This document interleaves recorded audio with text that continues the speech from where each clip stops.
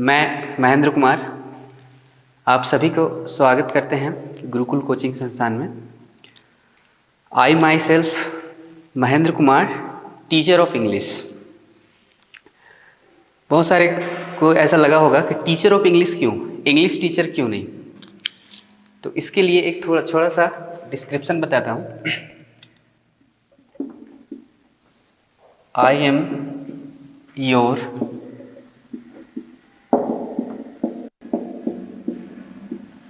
English teacher.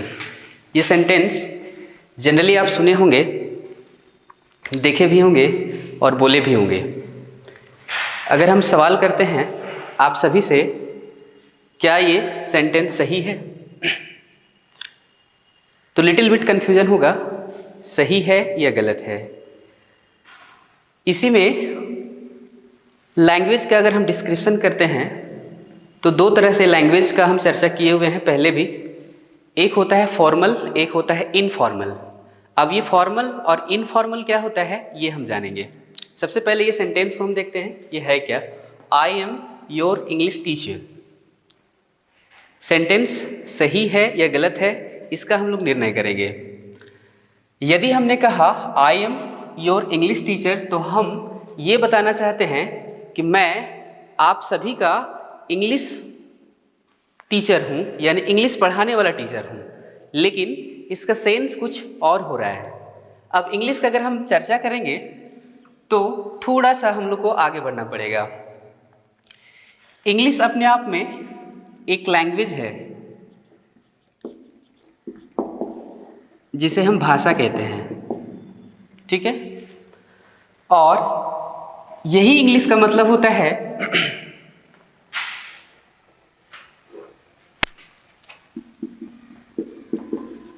People of England. People of England का मतलब अंग्रेज निवासी। तो जाहिर सी बात है हम तो अंग्रेज है नहीं, मैं सिर्फ एक शिक्षक हूं जो इंग्लिश पढ़ाता हूं। खैर, ये सेंटेंस अगर हम लोग कॉम्पिटिटिव में देखते हैं तो इसको गलत माना जाता है इस व्यू पॉइंट से कि भाई हम कहना चाहते हैं कि मैं आप सभी का इंग्लिश पढ़ाने वाला शिक्षक हूं, लेकिन यहाँ इसका मतलब हो रहा है मैं अंग्रेज शिक्षक हूं। इस सेंस में ये सेंटेंस को गलत माना जाता है और लगातार परीक्षाओं में पूछा भी जाता है एरर का भी क्वेश्चन। खैर, अभी हम शुरुआत कर रहे हैं, अभी बहुत सारा डिस्कशन करना है इंग्लिश से रिलेटेड। तो आज जैसे कि पहला क्लास है तो मैं चाहता हूं कि कॉम्पिटिटिव लेवल का सिलेबस के बारे में हम लोग थोड़ा सा चर्चा करें कि सिलेबस है क्या, क्या पढ़ना है और क्या नहीं पढ़ना है। अक्सर लोग कंफ्यूज करते हैं कि भाई इंग्लिश तो बहुत बड़ा चीज़ है, बहुत वास्ट है।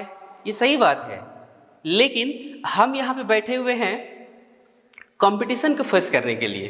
तो कॉम्पिटिटिव इंग्लिश को जानने के लिए उसका एक सीमा है, एक दायरा है, और उसी के आधार पे हम देखेंगे कि क्या क्या हमको फेस करना है।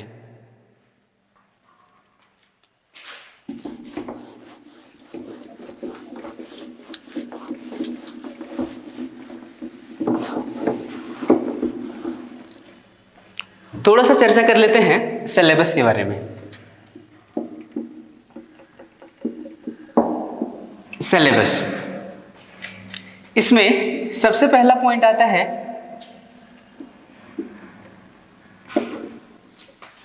Parts of speech. Parts of speech, अब इसके बारे में आप लोग सभी को जानते हैं, बचपन से आपने पढ़ा है, जब से आपको ख्याल हुआ है, 10th 12th graduation PG complete भी है आपका, तो ये पार्ट्स ऑफ स्पीच के बारे में आप जानते हैं।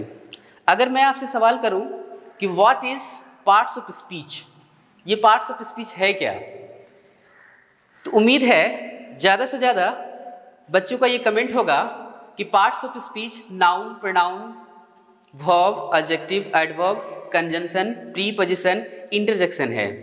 ये बिल्कुल सही है, लेकिन ये क्यों ऐसा है इसके बारे में थोड़ा चर्चा करेंगे। जैसे कि आप सभी जानते हैं कि पार्ट्स ऑफ स्पीच 8 होता है, लेकिन क्यों और कैसे होता है इसके बारे में थोड़ा सा जानिए। पार्ट्स का मतलब क्या है, अंग यानी कि भाग। ऑफ, इसके बारे में हम लोग नाउन में चर्चा करेंगे। नाउन केस का, के, की संबंध बताने के लिए यूज किया जाता है। और एक वर्ड है स्पीच। अब स्पीच का मतलब सभी आप जानते हैं, वक्तव्य, भाषणबाजी, ये इस नाम से आप जानते हैं स्पीच को। तो आप थोड़ा सा गौर कीजिएगा, समझने की कोशिश कीजिएगा ज़्यादा से ज़्यादा। लिखना कम है, समझना ज़्यादा है। स्पीच यानी कि हम आपके सामने हैं, तो एक तरह से है मेरा वक्तव्य यानी कि स्पीच आपके सामने हम दे रहे हैं, ठीक है ना।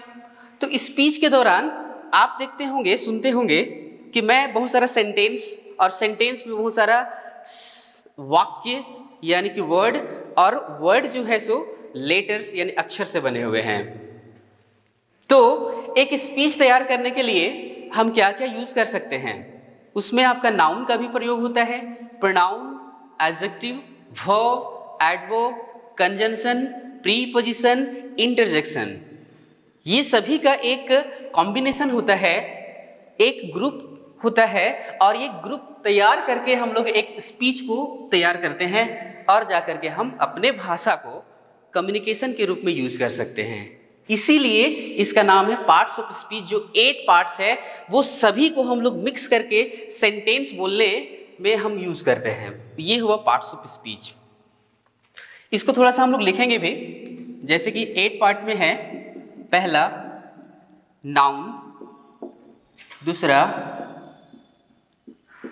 Pronoun, adjective, verb,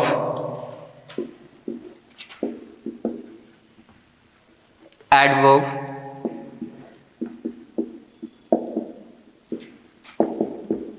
conjunction,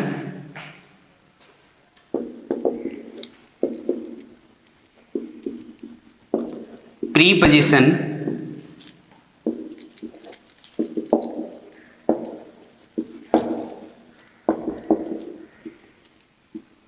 interjection. ये 8 पार्ट्स है।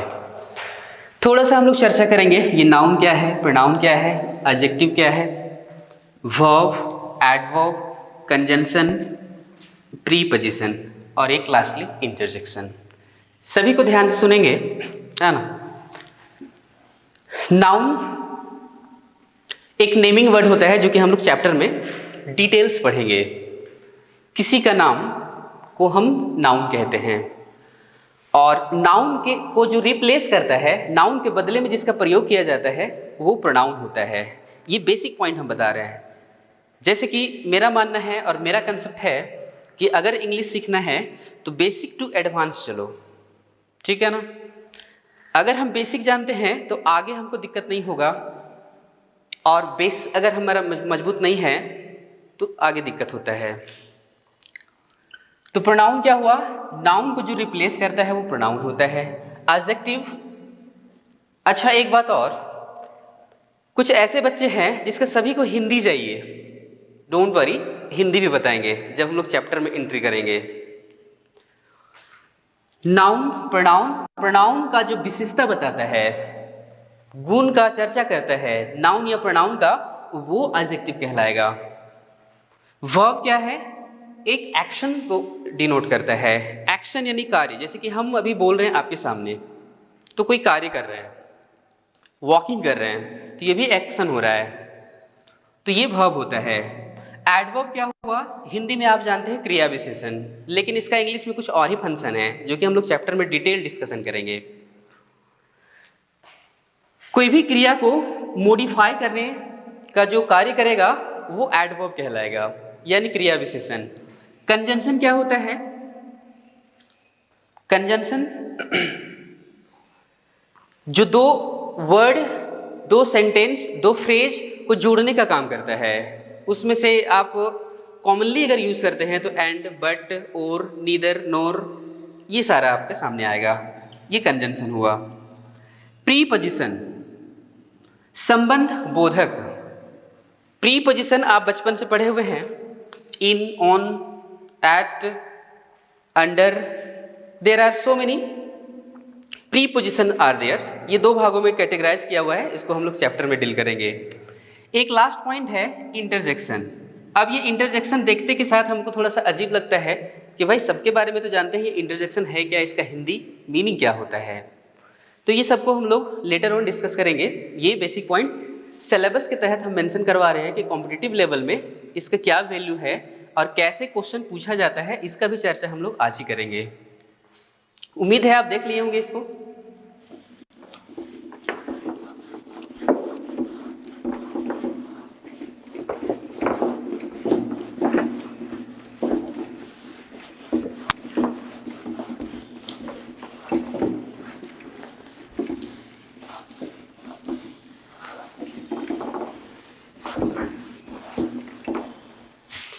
पार्ट्स ऑफ स्पीच के बाद आगे एडवांस लेवल के लिए हम लोग चलते हैं कॉम्पोजिशन में। कॉम्पिटिटिव में पढ़ना होता है टेंस, इसी के बाद वॉइस, एक चैप्टर मिलेगा नरेशन,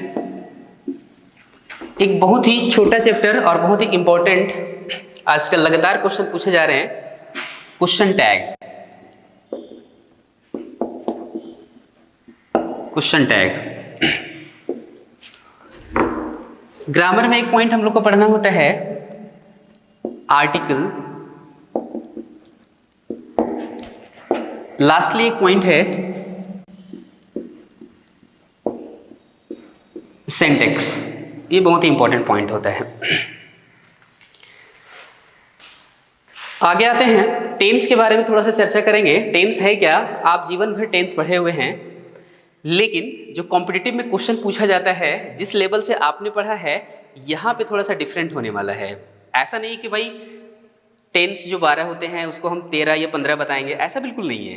तरीका को हम देखेंगे, क्वेश्चन पूछने का जो सिलसिला है उसको हम लेके आएंगे कि कैसे इससे को हमको डील करना है, कैसे हम इजीली समझ पाएंगे। ये फंक्शन के लेवल पे और हम लोग चलेंगे। वॉइस जो कि सीजीएल मेंस में बहुत ज़्यादा क्वेश्चन पूछा जाता है, लगभग 20 से 22 क्वेश्चन आपका सिर्फ वॉइस से पूछा जाता है। आगे बढ़ते हैं, एक बहुत ही कॉम्प्लिकेटेड और जटिल माना जाता है नहीं माना जाता है नरेशन। नरेशन जो कि डायरेक्ट और इनडायरेक्ट स्पीच को हम कहते हैं, जो कि चैप्टर में हम डील करेंगे। क्वेश्चन टैग, एक कंफर्मेशन के लिए हम लोग क्वेश्चन करते हैं, वो क्वेश्चन टैग होता है। आर्टिकल आप सभी जानते हैं, आर्टिकल का मतलब तो भिन्न भिन्न है। अगर हम लोग हिंदी का बात करेंगे तो आर्टिकल का मतलब समान भी होता है, लेकिन यहाँ पे हमको आर्टिकल जो पढ़ना है वो फंक्शनल लेवल का ए एन द का यूसेज को हमको देखना है। लास्टली एक चैप्टर बचा हुआ है सिंटैक्स। अब ये सिंटैक्स है क्या, बहुत लोग के दिमाग में चलता होगा कि भाई सिंटैक्स जो पानी टंकी वाला है वो ही क्या, ऐसा नहीं है, ठीक है ना। उसका स्पेलिंग ई होगा, यहाँ पे ए है। तो सिंटैक्स का मतलब होता है subject verb agreement.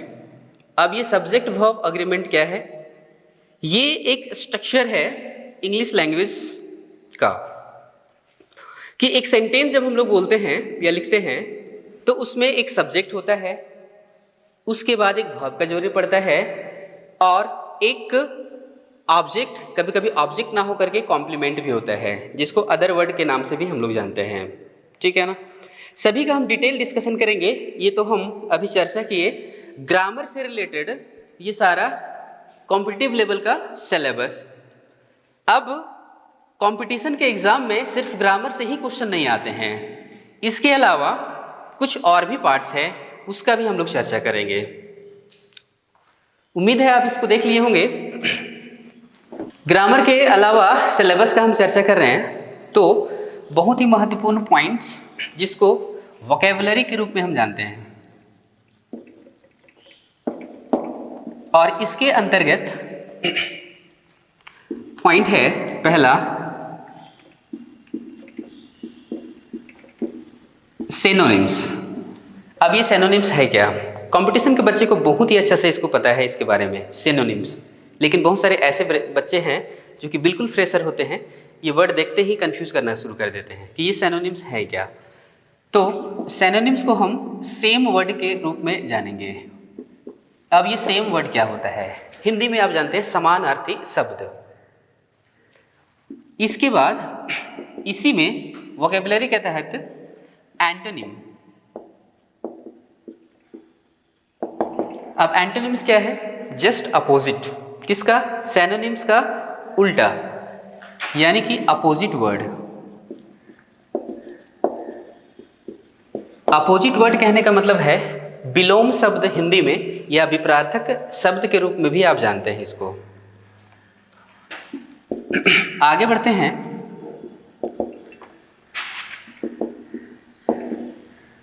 Idiom and phrase.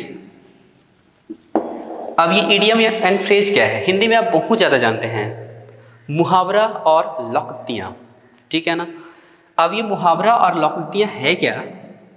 इसमें एक सेंटेंस होता है, या वर्ड भी होता है, या पार्ट ऑफ वर्ड या सेंटेंस हम बोल सकते हैं, जो कि लिखी हुई बात का सेम अर्थ ना दे करके उसका मीनिंग जो होता है भिन्न होता है। जैसे कि हिंदी में अगर हम बोलते हैं 9 2 11 होना, तो इसका मीनिंग क्या है? मतलब क्या हुआ? एक मुहावरा है ये। अब 9 और 2 11 होता है, ये संख्या का बात नहीं कर रहा है यहाँ पे। यहाँ पे इसका इम्प्लाइड मीनिंग होता है। इम्प्लाइड मीनिंग कहने का मतलब है इसका एक तीसरा मीनिंग तैयार होता है। इसका मतलब होता है रफू चक्कर होना या भाग जाना, जो हम हिंदी में बात कर रहे थे। तो ये तो हिंदी हुआ, लेकिन हमको इंग्लिश का अगर हम लोग को फेस करना है तो इंग्लिश का ईडियम को हम लोग को समझना होगा। यकीन मानिए ये सारा जो पॉइंट्स हम लिख रहे हैं, सिनोनिम्स, एंटोनिम्स और ईडियम और फ्रेज, इसका एक कहानी है। कहानी कहने का मतलब ये है कि लैंग्वेज जो इसका जो डेवलपमेंट हुआ है, ठीक है ना, इसको अगर हम लोग तह की ओर जाएंगे तो पता चलेगा ये बहुत पहले से ही तैयार है। बाइबल में इसका मेंशन है कि भाई ये ईडियम का उत्पत्ति कैसे हुआ, उस समय का बात है, ठीक है। तो इसको हम लोग कहानी के माध्यम से निमोनिक विधि से भी इसको याद करेंगे, जो कि लेटर ऑन चर्चा करेंगे। सिर्फ हम लोग यहाँ पे मेंशन कर रहे हैं ये सिलेबस के तहत। एक पॉइंट और यहाँ पे है,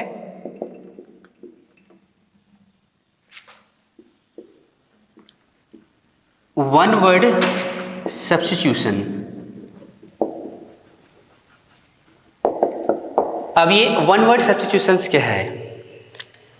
वन वर्ड, जैसे कि पूरा सेंटेंस से ही पता चल रहा है जो वर्ड का प्रयोग हुआ है, वन वर्ड यानी एक शब्द। सब्स्टिट्यूशंस यानी कि पूरे एक सेंटेंस के लिए एक शब्द हमको तैयार करना होता है।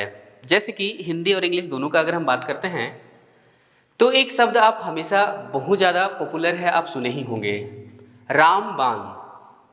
अब इसका मतलब क्या है? रामबाण हम उसी को कहते हैं जो कि बहुत सारा डिजीज यानी बीमारियों का एक दवा हो, एक उपचार हो, उसे हम रामबाण कहते हैं। उसी को इंग्लिश में हम कहते हैं panacea, the cure of all the diseases, यानी सभी बीमारियों का एक मर्ज, उसे हम एक शब्द में पैनासिया कहेंगे। तो ये एक सेंटेंस के लिए सिर्फ एक शब्द जो हम लोग तैयार करते हैं, ये आपका वन वर्ड सब्स्टिट्यूशन के तहत होता है। इसको हम लोग डिटेल डिस्कशन करेंगे जब हम लोग आगे इसमें हम लोग चर्चा करेंगे। उम्मीद है आप इसको लिख लिए होंगे या देख लिए होंगे। आगे बढ़ते हैं। सिलेबस में एक पॉइंट और बच गया है, उसके बाद थोड़ा सा हम लोग पढ़ने पढ़ाने की बात भी करेंगे, जो कि बहुत ही स्लोली और बहुत ही आराम से, हड़बड़ी नहीं है। लैंग्वेज सीखना है तो हमको बहुत ही पैशंस का जरूरत पड़ता है। एकदम स्लोली चलेंगे और बेसिक टू एडवांस, जैसे मैंने कहा, ABCD से लेकर के हम कॉम्पिटिटिव लेवल तक का तैयार करते हैं। कंपटीशन का मतलब ये है।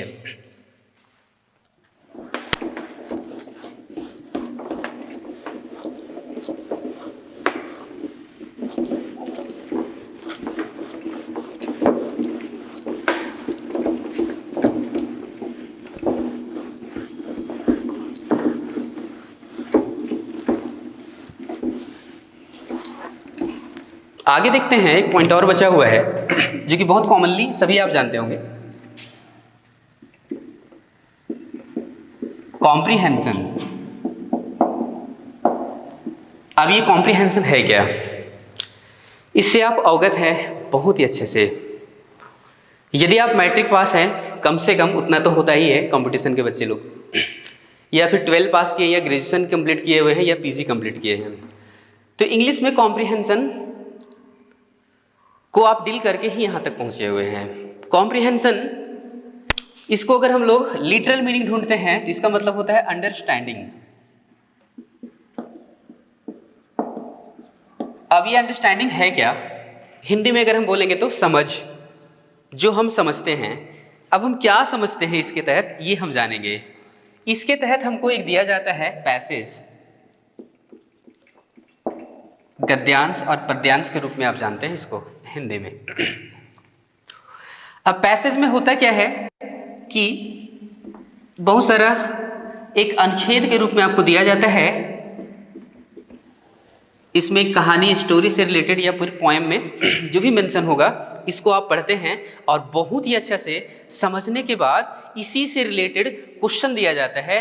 और यदि आप इसको अंडरस्टैंड किए हुए हैं तो क्वेश्चन आप बना सकते हैं, ठीक है ना।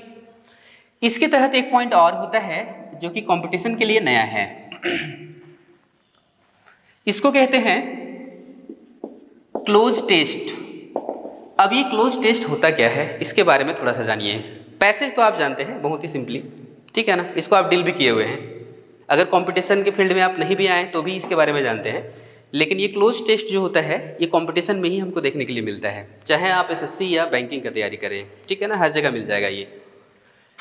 तो क्लोज टेस्ट का मतलब क्या होता है? अ टाइप ऑफ पैसेज ही होता है ये। लेकिन इसका क्या सिलसिला है कि आप देखेंगे पैसेज में लिखी हुई बातचीत में खाली स्थान यानी कुछ शब्दों को छोड़ करके लिखी हुई बात है, यानी फिल इन द ब्लैंक्स का जो क्वेश्चन होता है उसी को आप मान लें। और यहाँ पे ऑप्शन ए, 2, 3, 4, 5 और भी ज़्यादा हो सकते हैं, ठीक है ना। तो एक प्रकार का पैसेज ही है और पैसेज में कुछ शब्दों को निकाल दिया जाता है और इसी को फिल करने के लिए 4 ऑप्शन दिया जाता है। ये पैसेज का दूसरा रूप यानी कि क्लोज टेस्ट है।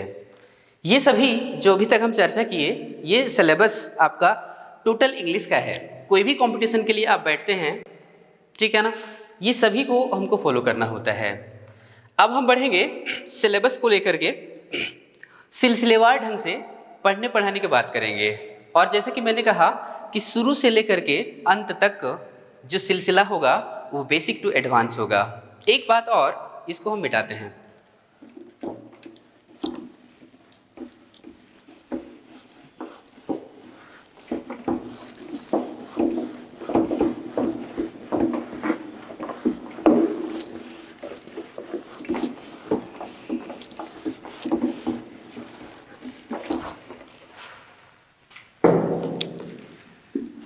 लैंग्वेज को अभी हम चर्चा किए हुए थे फॉर्मल और इनफॉर्मल।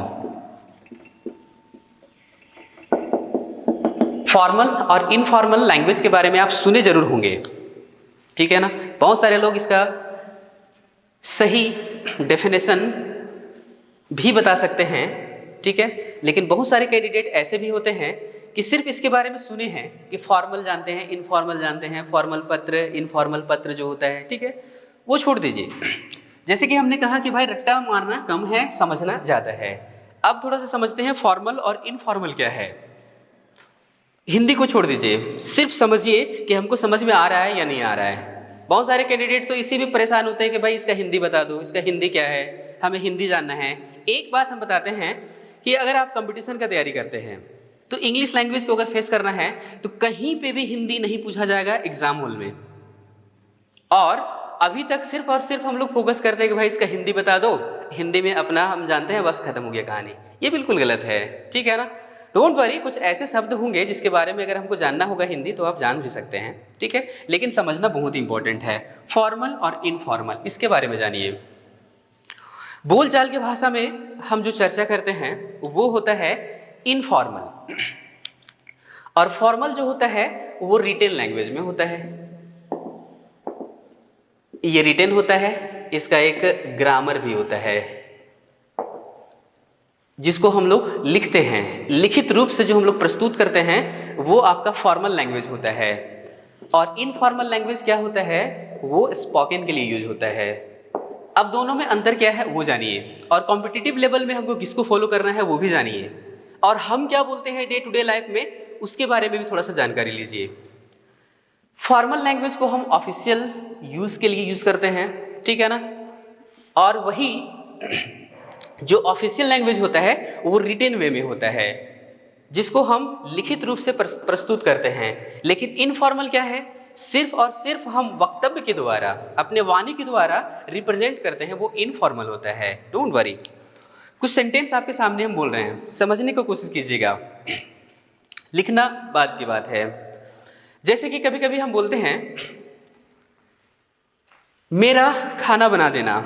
आप घर में रहते हैं, लॉज में रहते हैं, हॉस्टल में रहते हैं, तो जनरली हम लोग चर्चा करते हैं कि भैया मेरा खाना बना देना। तो ये कौन सा लैंग्वेज हुआ, फॉर्मल या इनफॉर्मल? गौर कीजिएगा इसमें छिपा हुआ क्या है, ये इनफॉर्मल आप बोल रहे हैं, क्योंकि आपने कहा मेरा खाना बना देना, यानी आपको कुकर में डाल करके आप ही को खाना बनाना है। क्या ये पॉसिबल है? बिल्कुल नहीं, ये तो बेतुका हो गया, ठीक है ना। लेकिन जिसको हम बोल रहे हैं उसको कोई तकलीफ है? बिल्कुल नहीं। उसको तो यही पता चला कि भाई ये खाना खाएगा और इसके लिए हमको खाना बनाना है।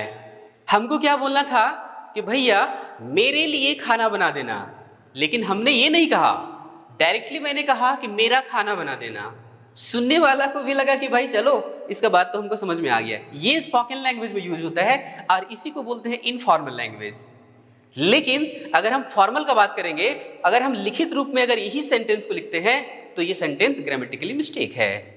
हम ये बताना चाह रहे थे कि भाई हमको करना क्या है कंपटीशन में, कंपटीशन में हमको फॉर्मल लैंग्वेज को लेके चलना है, ना कि इनफॉर्मल को। इनफॉर्मल क्या है, एक मीडियम है कम्युनिकेशन का, एक अंडरस्टैंडिंग लेवल को हमको लेके जाता है ये इनफॉर्मल लैंग्वेज। लेकिन फॉर्मल क्या होता है, जिसको हम लिखित रूप से देते हैं। कभी कभी हम बोलते हैं, मेरे साथ भी एक घटना हुआ था, सुनिएगा ध्यान से। इसी तरह से हम ऑफलाइन क्लास ले रहे थे और एक लड़का जान पहचान के ही था, ठीक है। अब उधर से आया और हमसे बोला कि सर अपना चाबी दीजिए, सर अपना चाबी दीजिए। हम तो मुस्कुराए, सारा क्लास भरा हुआ है, बोले भैया हम चाबी से नहीं चलते हैं। तो वो भी हंसा, अब बोलता है कि सर अपना बाइक का चाबी दीजिए। हम बोले हाँ ये ठीक है, वो है मेरे पास और मैंने उसको दिया। तो आप सोचिए कि आप भी इस तरह का बोलचाल के भाषा को अब यूज करते होंगे, वो क्या है, इनफॉर्मल लैंग्वेज, ठीक है। हमको क्या यूज करना है, फॉर्मल लैंग्वेज जो रिटेन वे में सही हो। एग्जाम हॉल में हमको स्पोकन नहीं पूछता है, ठीक है ना, वो रिटेन वे में हमको देता है क्वेश्चन या कुछ भी, ठीक है। तो ये हम अभी सीखे फॉर्मल और इनफॉर्मल क्या होता है। कभी कभी क्या होता है, एक सेंटेंस, एक एग्जांपल और समझ लीजिए। आप घर में हैं, खाना खा रहे हैं, ठीक है ना, खाना खाते खाते मिर्ची लग गया, तो कैसे बोलते हैं, मम्मी पानी। इसका मतलब क्या हुआ कि मम्मी हमें पानी चाहिए। लेकिन इसका मतलब अगर हम लोग डिटेल डिस्कस करते हैं तो मम्मी पानी, क्या मम्मी पानी है? नहीं, आपका मतलब था मम्मी पानी दो। लेकिन ये हम लोग पूरा नहीं बोल पाते हैं, बस अंडरस्टैंडिंग लेवल को लेके चलते हैं। That's it. ये हुआ फॉर्मल और ये हुआ इनफॉर्मल। किसी को कोई दिक्कत हो तो आप कमेंट में या फिर अदर सोर्स के द्वारा मेरे को संपर्क कर सकते हैं। आगे बढ़ते हैं थोड़ा सा पढ़ने पढ़ाने के बात को लेकर के। ये तो हो गया फॉर्मल और इनफॉर्मल।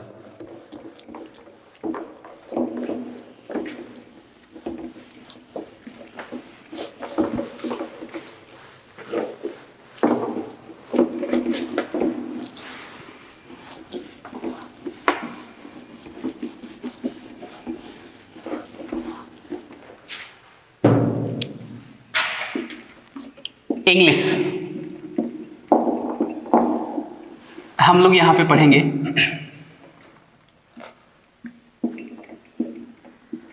लैंग्वेज के तहत इंग्लिश अपने आप में एक लैंग्वेज है, जो कि इससे पहले भी शायद हम चर्चा किए थे। इसको हम लोग सब्जेक्ट भी बोल देते हैं। दोनों में क्या डिफरेंट है ये भी जानिए। इंग्लिश अपने आप में एक लैंग्वेज है, और लैंग्वेज का मतलब क्या है, भाषा हिंदी में, यानी मीडियम ऑफ कम्युनिकेशन।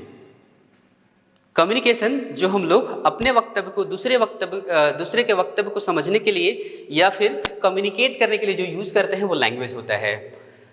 जब इसी लैंग्वेज को हम फॉर्मूला में बहुत सारे नियम के तहत उसको हम लोग रिप्रेजेंट करते हैं तो वो सब्जेक्ट के रूप में हम लोग देखते हैं। लेकिन अगर सिर्फ कम्युनिकेशन का बात करते हैं तो अपने आप में एक लैंग्वेज का काम करता है, ठीक है। आगे बढ़ते हैं।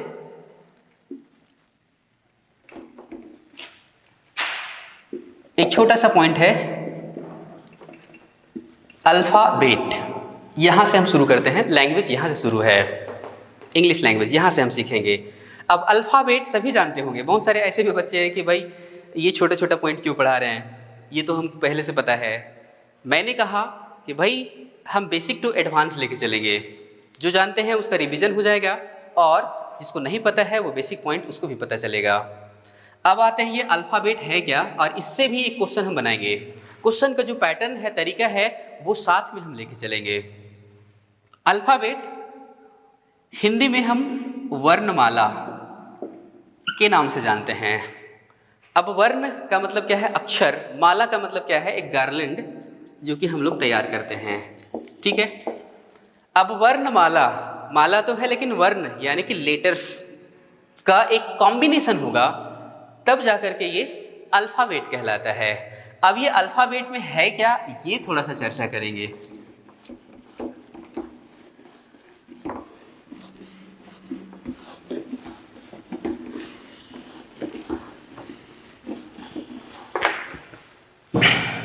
Alphabet A B C D E F G H I ओ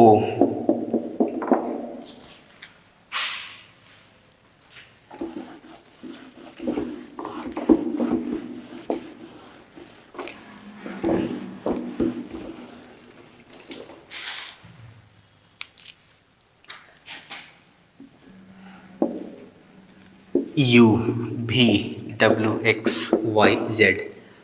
मैंने ऐसा लिखा है, शायद ये पता है ए बी सी डी, ठीक है ना। तो मेन हमको फोकस करना था ये अल्फाबेट में 1 2 3 4 5, इसे हम कहते हैं वावेल लेटर्स, और जो रेस्ट बच गया है कॉन्सोनेंट लेटर।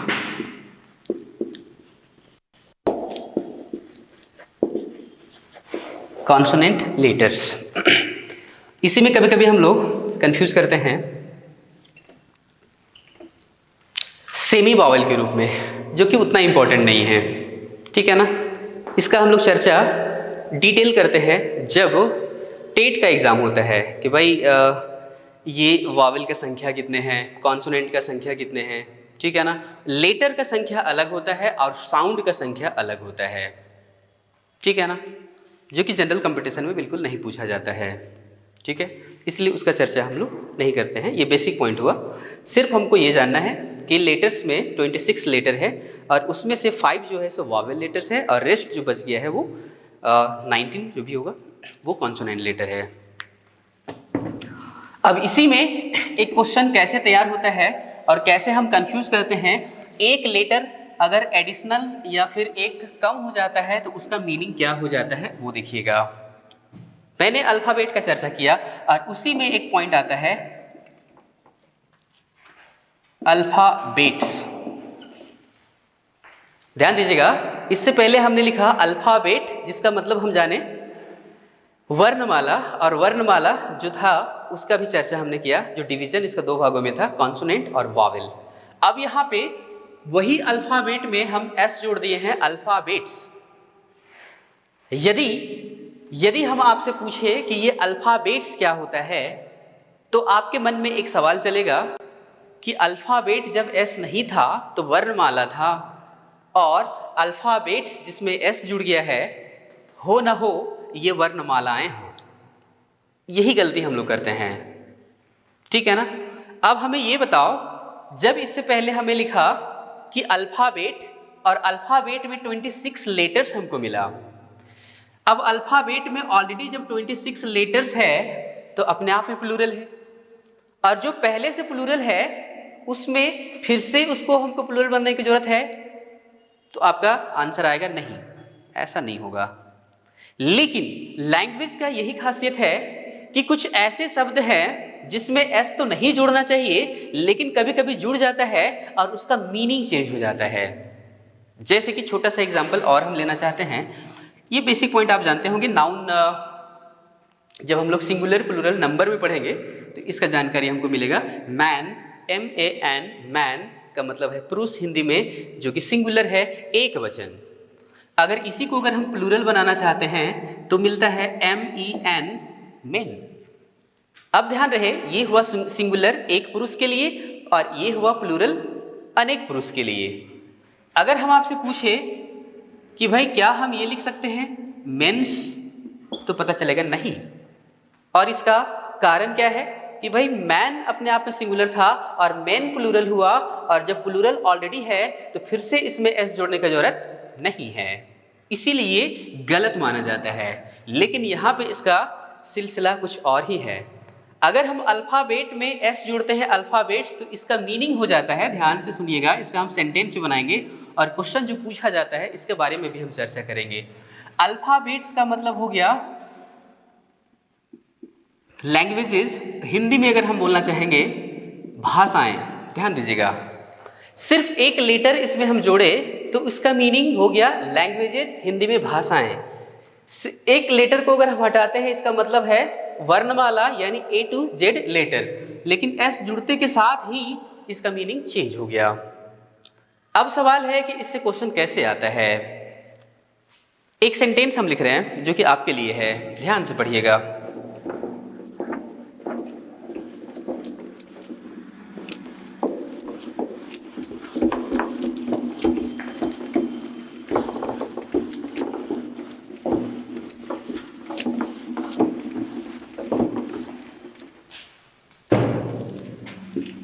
एक छोटा सा एग्जाम्पल है, एक क्वेश्चन के रूप में सेंटेंस आपके सामने आ रहा है। He learned alphabet oblique alphabets at the age of 2। ध्यान दीजिएगा, अब एक छोटा सा सवाल तैयार हो गया। कॉम्पिटिटिव लेवल में हम धीरे धीरे एंट्री करेंगे। ही लर्नड, लर्न का second form of the verb है, यानी उसने सीखा alphabet oblique alphabets at the age of 2। सवाल ये है कि यहाँ पे आपको चयन करने के लिए दिया जाएगा फिलर के क्वेश्चन के रूप में, अंडरलाइन के रूप में, अगर इंप्रूवमेंट के रूप में क्वेश्चन दिया जाएगा, या फिर इसको हम लोग कॉमन एरर का भी क्वेश्चन बना देंगे। तो इसमें हमको क्या करना है, अल्फाबेट सही होगा या अल्फाबेट से सही होगा। ध्यान से आप अपना दिमाग लगाएं, और यही कॉमन सेंस को अप्लाई करते हुए लैंग्वेज को हम लोग तैयार करते हैं, और आपको सही या गलत चयन करना होता है। आंसर क्या है, अब ध्यान दो, एट द एज ऑफ 2, यानी कि 2 साल की उम्र में उसने सीखा। क्या सीखा, बहुत सारे भाषाएं, पॉसिबल नहीं है। 2 साल की उम्र में, 2 साल की उम्र में बच्चा अपना भाषा में भी ज्यादा कमांड नहीं कर पाता है, लेकिन अभी के एज में थोड़ा सा बच्चे थोड़ा सा बहुत तेज होते हैं, तो वो अल्फाबेट यानी ABCD तक वो सीख सकता है, ये पॉसिबिलिटी है। ठीक है ना, इसलिए यहां पे हम अल्फाबेट्स ना कह के अल्फाबेट कहें तो सही होगा, ज्यादा बेटर होगा। ये सेंस है। बहुत सारे लोग बोले कि नहीं ये क्यों नहीं, तो भाई ये सेंस हमको देखना है, पूरा सेंटेंस को हमको समझना है कि ये बोलना क्या चाहता है, हमसे पूछना क्या चाहता है, ये सेंस को भी देखना चाहता है वो। ठीक है ना, तो ये पहला हम पैटर्न देखें।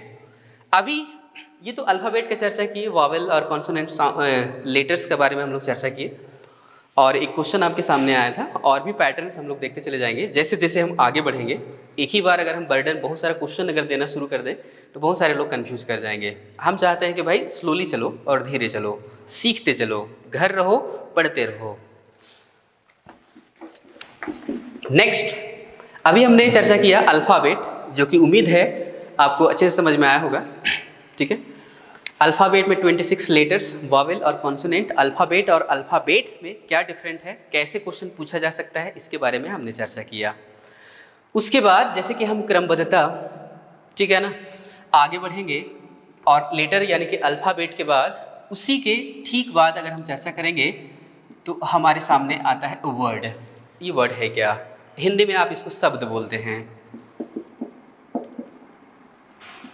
शब्द। ध्यान रहे, इससे पहले हम लेटर्स का चर्चा किए और इसके बाद वर्ड है। अब ये है क्या, ये हम जानेंगे। शब्द तो है, जनरली इसको हम लोग डिफाइन करना शुरू कर देते हैं, इसके डेफिनेशन तैयार करना शुरू कर देते हैं। डोंट वरी, ये सही भी है, ठीक है ना। बेसिक लैंग्वेज जानना भी चाहिए। तो ये है क्या, वो ध्यान से देखिएगा, समझिएगा। अगर इसका डेफिनेशन हम पूछेंगे तो बहुत सारे कैंडिडेट का आंसर ये होगा कि group of letters. Generally offline के बेसिस में ऐसा आंसर मिलता भी है। व्हाट इज वर्ड, यानी शब्द क्या है, तो बच्चों का आंसर होता है ग्रुप ऑफ लेटर्स, जो कि ऐसा नहीं है। अगर ये सिर्फ ग्रुप ऑफ लेटर्स होगा तो ये वर्ड यानी शब्द नहीं कहलाएगा, ठीक है। कैसे, वो देखिएगा। ये होता है a well arranged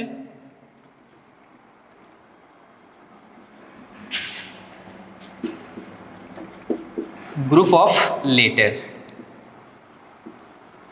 a well arranged group of letter. ध्यान दीजिएगा, ये वेल अरेंज्ड है, यही मीनिंग को तैयार करता है, ठीक है ना। विच हैज एग्जैक्ट मीनिंग, जिसका एक मीनिंग भी होना चाहिए, अर्थ भी होना चाहिए, तभी हम उसको वर्ड कहेंगे। अन्यथा सिर्फ ग्रुप ऑफ लेटर्स कहना ठीक नहीं होगा, ये गलत हो जाएगा। जैसे कि अगर हम एग्जाम्पल में देखेंगे,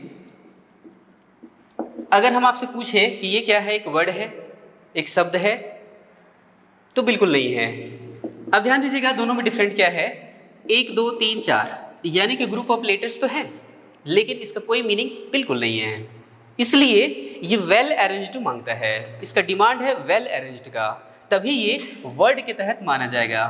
तो इसी को अगर हम लोग वेल अरेंज्ड करते हैं तो ये हो जाता है गुड। और ये एग्जाम्पल है आपका एक वर्ड का, एक छोटा सा एग्जाम्पल आपके सामने था, ध्यान से समझिएगा। आगे बढ़ते हैं, ये बेसिक पॉइंट अभी हम बता रहे हैं।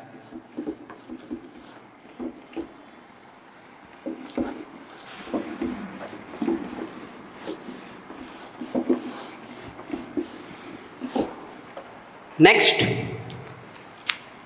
वर्ड के बाद है सेंटेंस। सेंटेंस हिंदी में हम बोलते हैं वाक्य। वाक्य, फिर से इसका डिफिनेशन, इसका मतलब हमको जानना होगा कि भाई सेंटेंस यानी वाक्य हम किसे कहेंगे, ठीक है ना। तो ये सेम है, लिटिल बिट चेंजिंग होगा। जहां हमने डिफाइन किया, जहां हमने लिखा well arranged group of letters, वहीं पे हमको लिखना होगा well arranged group of words. शब्दों के सार्थक मेल, ध्यान दीजिएगा, अगर हिंदी में हम चर्चा करेंगे तो शब्दों के सार्थक मेल यानी well arranged group of words को ही हम सेंटेंस कहेंगे। लिखते भी हैं, अ well arranged group of words, शब्दों के सार्थक मेल, वेल अरेंज्ड, इस पे फोकस कीजिएगा, ठीक है ना। इसको भी थोड़ा सा एक सेंटेंस के रूप में देख लेते हैं, कैसे सही और कैसे गलत होता है।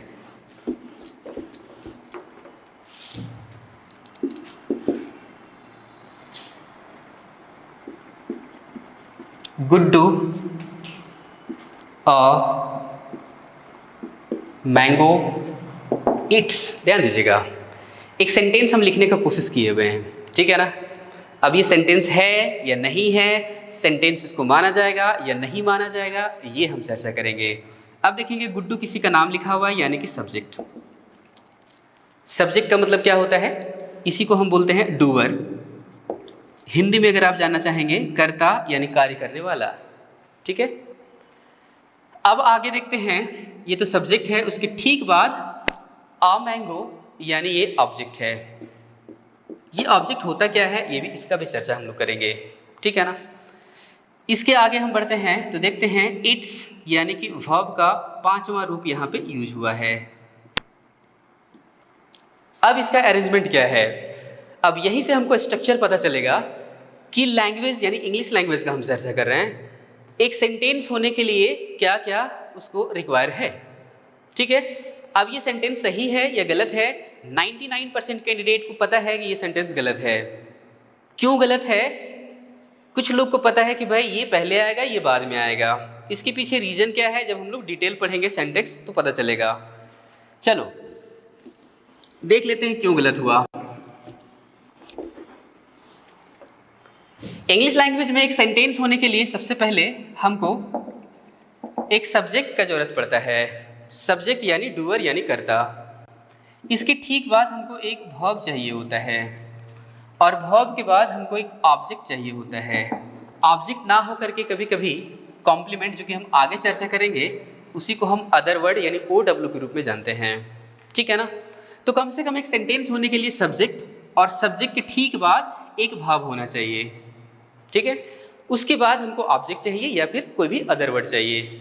अब ये सेंटेंस को हम देखते हैं। गुड्डू यानी ये तो सब्जेक्ट है और इसके ठीक बाद ये ऑब्जेक्ट यानी कि मैंगो लिखा हुआ है, जो कि हमको क्या चाहिए, वर्ब चाहिए, और वर्ब मेरा यहाँ पे है। और ये फिफ्थ फॉर्म द वर्ब क्या है, ये गुड्डू थर्ड पर्सन सिंगुलर है। सिंगुलर वर्ब के लिए हम V5 का प्रयोग करते हैं। ये बेसिक पॉइंट शायद आप पढ़े होंगे, इसका भी हम लोग चर्चा कर लेंगे लेटर ऑन जब वर्ब में हम लोग जाएंगे। तो इसका सही अरेंजमेंट क्या होगा, सही अरेंजमेंट अगर हम लोग देखते हैं, गुड्डू के ठीक बाद हमको क्या चाहिए, वर्ब। इट्स एस इसलिए लगा हुआ है क्योंकि ये थर्ड पर्सन सिंगुलर है और इसके लिए हम लोग V5 यानी सिंगुलर वर्ब का प्रयोग करते हैं। It's a mango. ये देखिए, आगे बढ़ते हैं। सेंटेंस का प्रकार काइंड्स को देखते हैं, कितने प्रकार हैं, ये कितने भागों में डिवाइडेड हैं। ये अभी बेसिक ही पॉइंट हम चर्चा कर रहे हैं। सेंटेंस कितने हैं वो उसका चर्चा थोड़ा कर लेते हैं। काइंड्स बोल सकते हो या टाइप्स भी बोल सकते हो। पहला है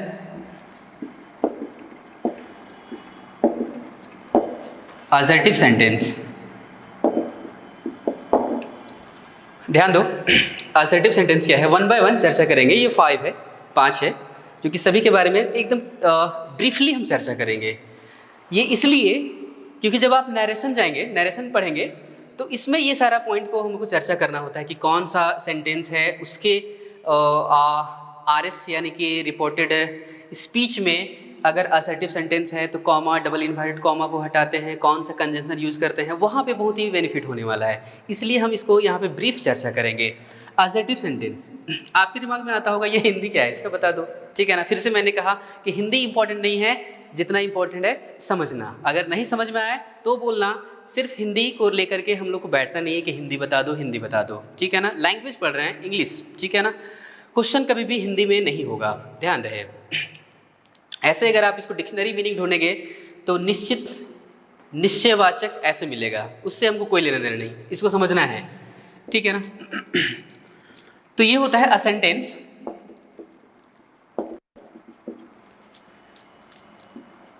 विच हैज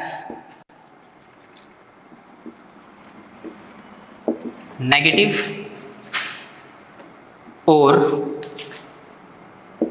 अफर्मेटिव, या इसी को हम पॉजिटिव बोल देते हैं, पॉजिटिव मीनिंग। ध्यान रहे, फिर से एक बार देखिएगा। ठीक है ना।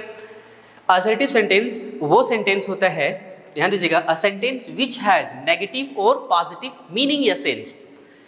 यानी असर्टिव सेंटेंस वह सेंटेंस होता है, उस सेंटेंस को हम कहेंगे जिसका अर्थ, जिसका मीनिंग, जिसका भाव या तो नकारात्मक या तो सकारात्मक हो, उसे हम असर्टिव सेंटेंस कहेंगे। फिर से सुनिएगा, बहुत सारे लोग इंग्लिश मीडियम वाले कैंडिडेट भी होते हैं, उसको हिंदी थोड़ा सा प्रॉब्लम होता है। अ सेंटेंस विच हैज नेगेटिव और पॉजिटिव मीनिंग और sense is called assertive sentence. Is that clear? कुछ एग्जाम्पल देख लेते हैं। इसका एग्जाम्पल यहाँ बनाते हैं। जैसे कि मैंने कहा, he is going there, he is going there, वह वहाँ जा रहा है। ये कैसा मीनिंग को कन्वे कर रहा है, तो पॉजिटिव। ठीक है ना। तो अगर पॉजिटिव मीनिंग या सेंस को कन्वे कर रहा है तो ये कौन सा सेंटेंस हुआ, असर्टिव सेंटेंस के अंतर्गत माना जाएगा। ठीक है ना। एक सेंटेंस अगर हम बनाते हैं, she does not help the poor, she does not help the poor. अब हम इसको अगर मीनिंग देखते हैं तो क्या है कि सी कोई थर्ड पर्सन सिंगुलर का बात हो रहा है, इसलिए यहाँ पे डज का प्रयोग किया है, सेंटेंस में नॉट लगा हुआ है, यानी नेगेटिव भाव को उत्पन्न कर रहा है, यानी ये आपका असर्टिव सेंटेंस का ही एग्जाम्पल हुआ। ठीक है ना। तो ध्यान रहे कि वैसा सेंटेंस जिसका मीनिंग, जिसका सेंस या तो नेगेटिव हो या पॉजिटिव हो, उसे हम असर्टिव सेंटेंस कहेंगे। ठीक है ना। चलो आगे बढ़ते हैं थोड़ा सा।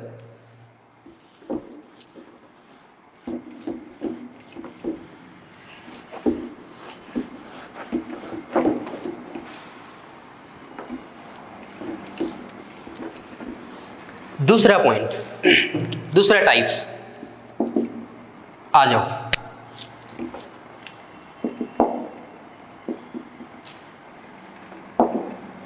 इंपेरेटिव सेंटेंस, ध्यान दीजिएगा। इंपेरेटिव सेंटेंस है क्या? इंपेरेटिव का मतलब क्या होता है? सेंटेंस तो सभी को पता है,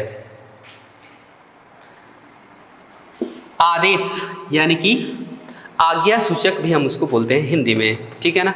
लेकिन हिंदी में उतना हमको फोकस नहीं करना है, जो पॉइंट है उसको थोड़ा सा चर्चा करना है। इंपेरेटिव सेंटेंस है क्या, उसको समझिएगा, सुनिएगा। A sentence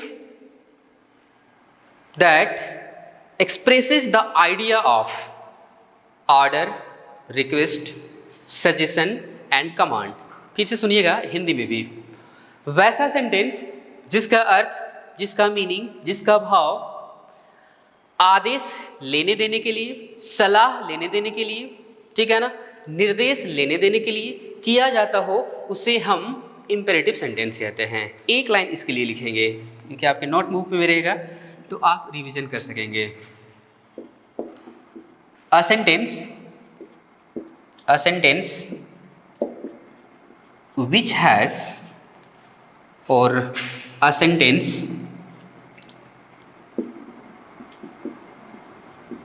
expresses the idea of order, request, suggestion and command. ये चार मीनिंग को कन्वे करता है इंपेरेटिव सेंटेंस। सुनिएगा, समझिएगा एक बार फिर से। अ सेंटेंस मतलब वैसा सेंटेंस, वह सेंटेंस एक्सप्रेसेस यानी उसका भाव, उसका अर्थ क्या हो, विचार क्या हो, ऑर्डर आदेश, ठीक है ना, रिक्वेस्ट आग्रह, सजेशन सलाह, कमांड निर्देश, देने लेने का बात हो तो उसे हम इंपेरेटिव सेंटेंस कहेंगे। ठीक है ना। अब इसको हम कैसे पहचानेंगे, इसके लिए एक छोटा सा पॉइंट भी हम लिखेंगे और कुछ एग्जाम्पल भी लिखेंगे।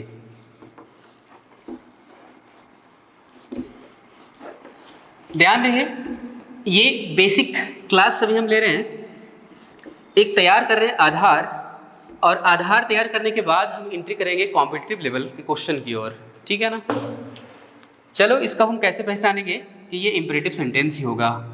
तो ये वर्ब 1 से शुरू होता है, ध्यान दीजिएगा। इंपेरेटिव सेंटेंस का पहचान क्या है कि V1 यानी कि वर्ब 1, उसके बाद ऑब्जेक्ट होगा, यानी सेंटेंस के प्रारंभ में हम लोग को फर्स्ट फॉर्म द वर्ब का प्रयोग करना होगा और उसके बाद कोई ऑब्जेक्ट होगा या कोई अदर वर्ड होगा। जैसे कि एग्जांपल हम देखेंगे, जैसे सेंटेंस हम लोग बोलचाल के भाषा में बोलते हैं गो देयर, चले जाओ। क्या कर रहे हैं हम, ऑर्डर दे रहे हैं। ठीक है ना। गो V1 है, देयर ऑब्जेक्ट तो नहीं है, ठीक है ना, लेकिन अदर वर्ड के तहत आएगा। कोई जरूरी नहीं कि ऑब्जेक्ट ही हो, यहाँ पे कोई दूसरा शब्द भी हो सकता है। ऑब्जेक्ट क्या है इसके बारे में हम चर्चा करेंगे लेटर ऑन। ठीक है ना। गो देयर का बात किए यानी कि एक आदेश यानी कि ऑर्डर का हम बात किए। कभी कभी हम बोलते हैं हेल्प मी प्लीज, ध्यान दीजिएगा। अब इससे क्या पता चल रहा है, हेल्प मी प्लीज यानी कि आप रिक्वेस्ट कर रहे हैं, कृपया मेरा मदद करो, हेल्प मी प्लीज। ठीक है ना। और भी एग्जाम्पल लेते हैं।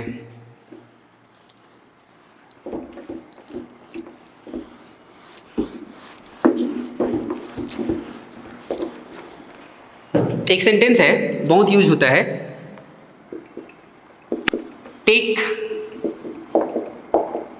Medicine in time. ध्यान दीजिएगा, टेक मेडिसिन इन टाइम, इससे क्या बोध हो रहा है? आप किसी को सजेस्ट कर रहे हो, ठीक है ना, कि दवा समय पे ले लो।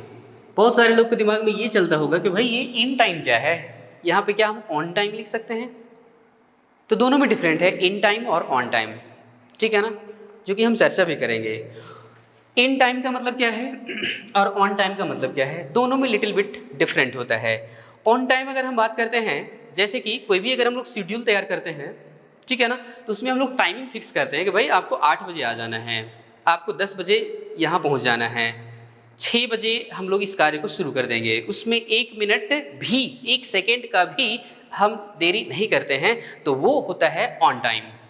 और इन टाइम क्या होता है भाई, 2 मिनट आगे 2 मिनट पीछे हो सकता है, ठीक है ना। तो यहाँ पे हम चर्चा कर रहे थे मेडिसिन लेने का। तो जनरली अगर आप चर्चा करेंगे मेडिसिन लेने का, खाने का, ठीक है, तो खाना खाने के बाद, खाना खाने के पहले कभी कभी होता है, कभी कभी सुबह भी होता है, ठीक है ना। तो भाई खाना खाने के बाद 10 मिनट, 15 मिनट, 20 मिनट, आधा घंटा के अंतराल होता है, इसलिए हमने यहाँ पे इन टाइम लिखा है। एक सेंटेंस और देखेंगे, ये तो सजेशन वाला बात हो गया। एक सेंटेंस है ओपन फायर, ये कमांड है, निर्देश है। कमांडेंट ऑफिसर एक कमांड करता है, ओपन फायर, चला दो गोली, उड़ा दो पाकिस्तानी, ठीक है, आतंकवादी को, ठीक है। तो ये आपका है इंपेरेटिव सेंटेंस के तहत कुछ एग्जाम्पल आपके सामने आया। आपका काम क्या है कि भाई खुद से कुछ कुछ एग्जाम्पल तैयार करो, समझो, सीखो और जानो। आगे बढ़ते हैं, कुछ और भी प्रकार है उसको लेकर के।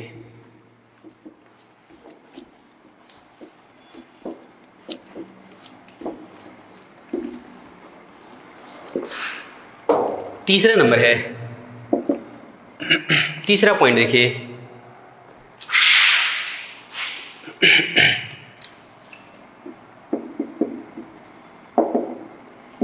Optative sentence. ऑप्टेटिव सेंटेंस ध्यान दीजिएगा, हिंदी में अगर ढूंढेंगे तो इच्छा सूचक, इच्छावाचक वाक्य ऐसे मिलेगा, ठीक है ना।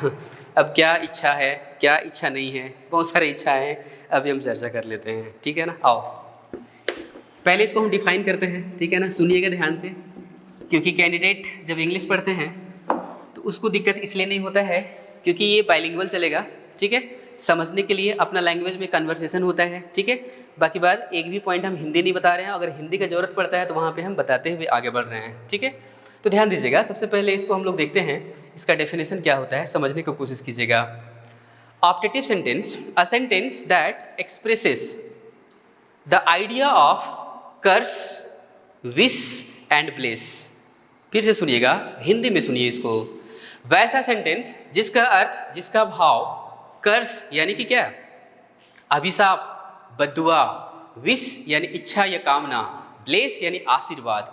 वैसा सेंटेंस जिसके सहारे हम किसी को कर्स करते हैं, बद्दुआ देते हैं या लेते हैं, किसी को विश यानी इच्छा या कामना करते हैं या कोई मेरे लिए करता है, ब्लेस किसी को हम आशीर्वाद देते हैं या कोई मेरे लिए आशीर्वाद करता है।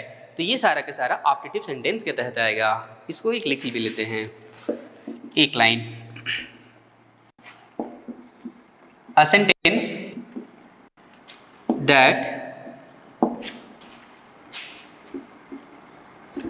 sentence that expresses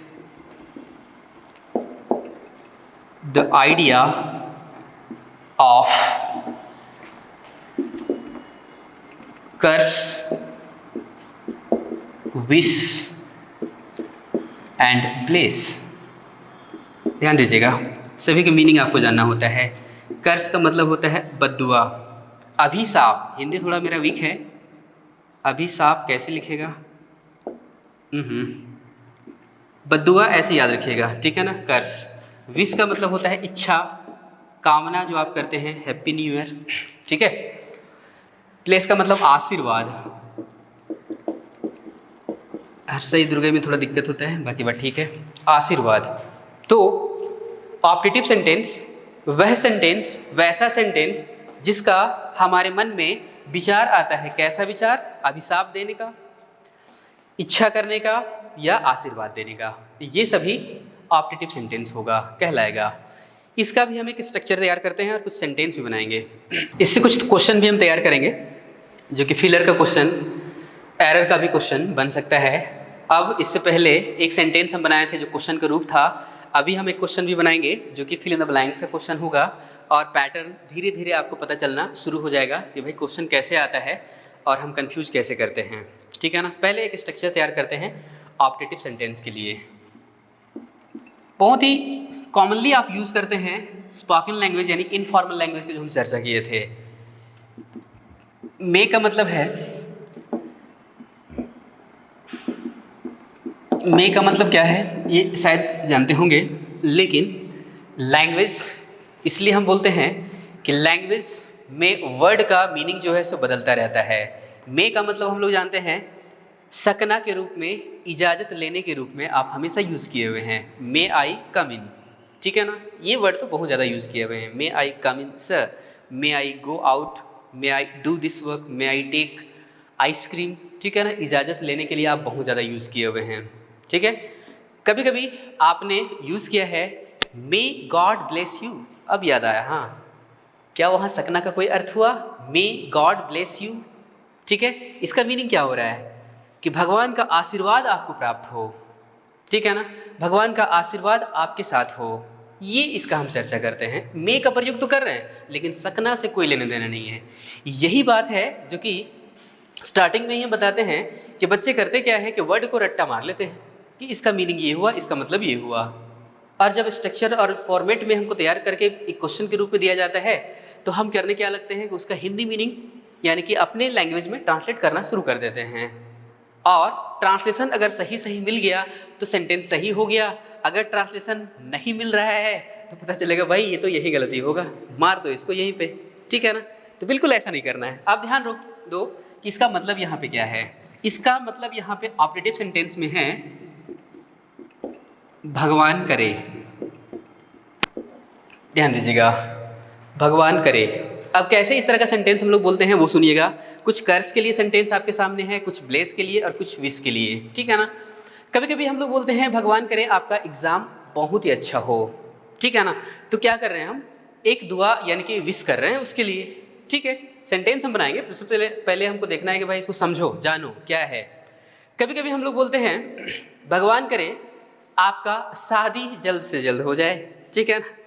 तो ये क्या है, आशीर्वाद मिल रहा है, बच्चा शादी करने के लिए उतावला है तो एक आशीर्वाद उसको प्राप्त हो रहा है। ठीक है ना।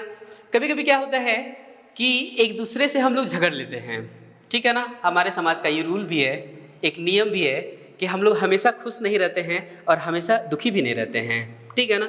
एक मिंगलिंग पॉइंट लेकर के हम लोग चलते हैं, कभी खुशी कभी गम, कभी खुश भी हैं कभी गम को भी एक्सप्रेस करते हैं, कभी लड़ते भी हैं झगड़ते भी हैं और कभी साथ में भी आते हैं। ठीक है ना।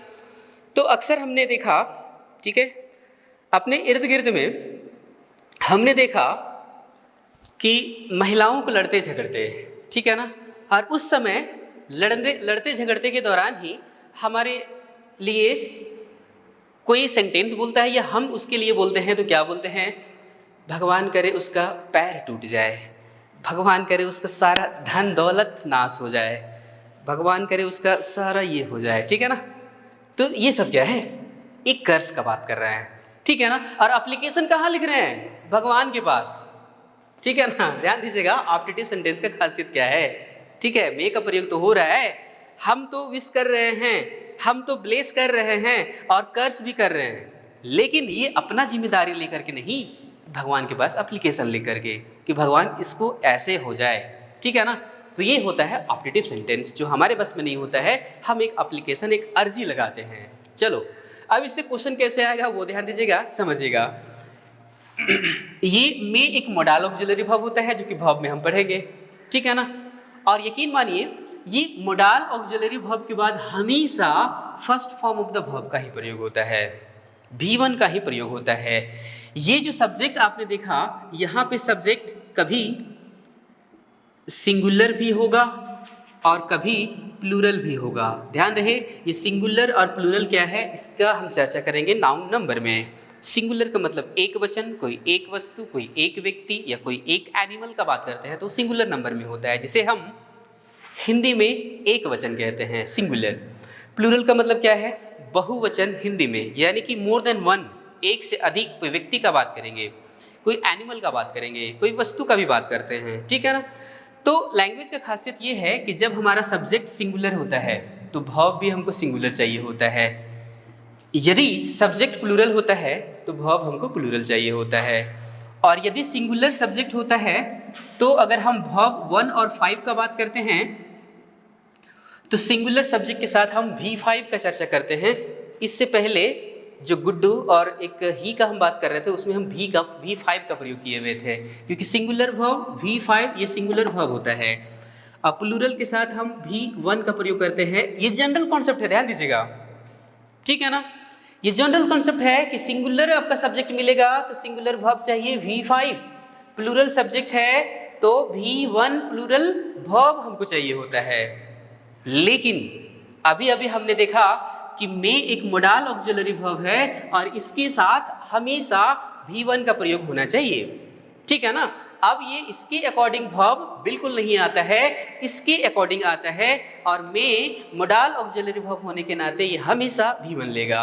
और क्वेश्चन कैसे आता है, अब थोड़ा सा क्वेश्चन को फोकस करते हैं, ठीक है ना। और हम कंफ्यूज क्या करते हैं और बोलचाल की भाषा में जो हमेशा से जो हम लोग रट्टा मार के बैठे हुए हैं वो कॉन्सेप्ट क्या है और एग्जैक्ट जो क्वेश्चन पूछा जाता है उसमें क्या डिफरेंट है अभी पता चलेगा। मिटाते हैं इसको।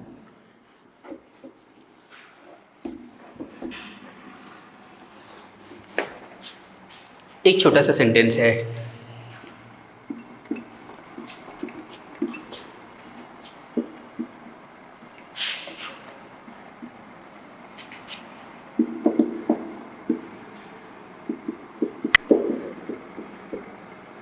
ध्यान दीजिएगा। मे सी खाली स्थान लॉन्ग विथ हैप्पीनेस। ऑप्शन देता है लिप्स, ए लिव, लिव्ड, लिविंग।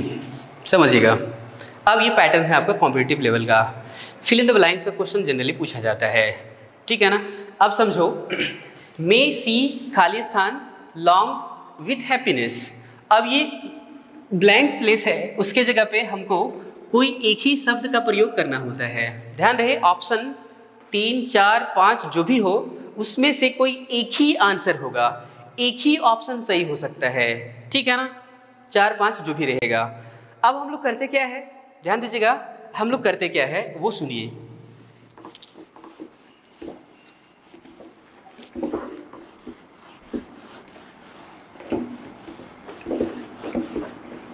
अगर हम कॉम्पिटिटिव लेवल पे लैंग्वेज को नहीं पढ़े हैं, ठीक है ना, तो सिंपली एक सेंटेंस आपको आता है और आप बोलते भी हैं, सी लिव्स इन मुंबई। ध्यान दीजिएगा। अब सेंटेंस को कैसे हम लोग जचाना शुरू करते हैं और कैसे हम गलत करके आ जाते हैं वो दिखेगा। यहाँ पे लिखा हुआ है सी लिव्स इन मुंबई, ये सेंटेंस बिल्कुल सही है, ठीक है ना, इसमें कोई डाउट नहीं है, ठीक है ना। आप सभी जानते हैं ये सेंटेंस बिल्कुल सही हुआ है। क्यों? क्योंकि सी सब्जेक्ट थर्ड पर्सन सिंगुलर और इसके साथ हम V5 का प्रयोग किए हुए हैं। ये बिल्कुल ठीक है भाई, ये तो मेरे जहन में, ठीक है ना, फिट है बचपन से, ठीक है ना। अब आ जाओ यहाँ पे, आप यही बात को यहाँ पे भी फॉलो करना शुरू कर देते हैं। आपने देखा सी, ठीक है, सबसे पहले हम लोग हटाना शुरू कर देते हैं, भाई ING नहीं होगा जब तक ऑक्सिलरी वर्ब नहीं होगा, ठीक है ना। आपके दिमाग में आएगा सी के साथ तो V1 कभी हमने नहीं पढ़ा है, ठीक है, ये आपका पास्ट का सेंटेंस बता नहीं रहा है, ठीक है ना। भगवान करे आपका जीवन लंबी हो और खुशहाल रहे, ठीक है ना, ये सेंटेंस का मीनिंग बता रहा है ना। और हम लोग यही करते हैं कि भाई यहाँ पे सी लिखा हुआ है और ये V5 को मार के निकल लो, जो कि गलत हो जाएगा। हमने क्या सीखा, यहाँ पे मे मोडाल ऑक्सिलरी वर्ब है, उसके साथ हमको क्या यूज करना है, हमेशा V1। और यही गलती, छोटा सा गलती, ठीक है ना, बहुत परेशानी वाला बात होता है, हर क्वेश्चन यही देता है, आपके सामने है, ठीक है ना। चलो कुछ और भी एग्जाम्पल लिखते हैं।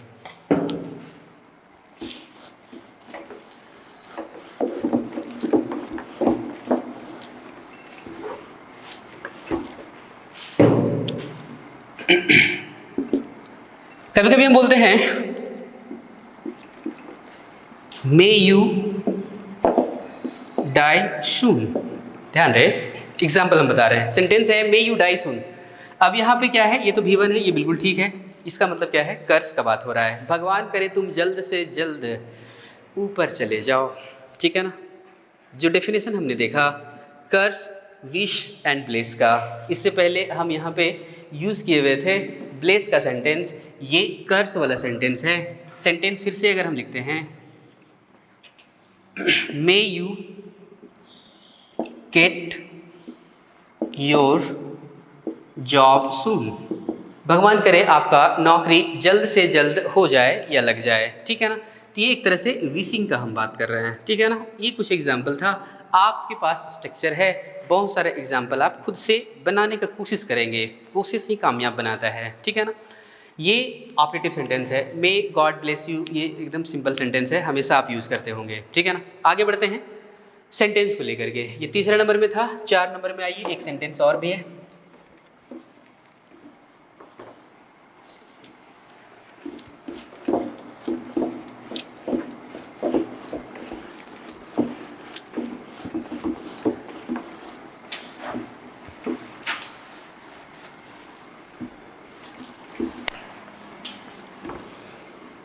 आ जाओ, 4 नंबर में एक सेंटेंस हम लोग देखते हैं, एक्सक्लेमेटरी सेंटेंस। ध्यान दीजिएगा, एक्सक्लेमेटरी सेंटेंस। अब ये एक्सक्लेमेटरी सेंटेंस है क्या, ठीक है, हिंदी में हम बोलते हैं विस्मयादि बोधक वाक्य। अब ये विस्मयादि बोधक वाक्य क्या है, ठीक है ना। विस्मय, विस्मय का मतलब क्या है, आश्चर्य, हर्ष, उल्लास, जो अचानक से हम फील करते हैं। ध्यान दीजिएगा, एक्सक्लेमेटरी सेंटेंस तो हमने लिखा है, लेकिन इसके साथ एक छोटा सा पॉइंट हमको और जानना पड़ेगा, तो जाकर के ये एक्सक्लेमेटरी सेंटेंस क्लियर होगा। और ये छोटा सा पॉइंट जो है, पार्ट्स ऑफ स्पीच के तहत हमने लिखा था इंटरजेक्शन। इंटरजेक्शन, ध्यान दीजिएगा, उसी के ठीक सामने हम चर्चा करने वाले हैं इंटरजेक्शन। बहुत बार ये क्वेश्चन पूछा जाता है बच्चों से कि बताओ ये इंटरजेक्शन है क्या, व्हाट इज एन इंटरजेक्शन। पढ़े तो थे, धुंधला धुंधला सा याद आ रहा है, लेकिन भूल गए, ठीक है ना। एग्जैक्ट डेफिनेशन नहीं पता है, हमको डेफिनेशन पूछता भी नहीं है, ठीक है, सिर्फ जानना है, हमें समझना है ये इंटरजेक्शन होता क्या है, ठीक है ना, आया कहाँ से। ध्यान दीजिएगा, डेफिनेशन भी हम लिखवाएंगे, पहले सुनना है, समझना है, ठीक है ना। माइंड में रखिए, नोटबुक एक सहारा होता है, ठीक है ना।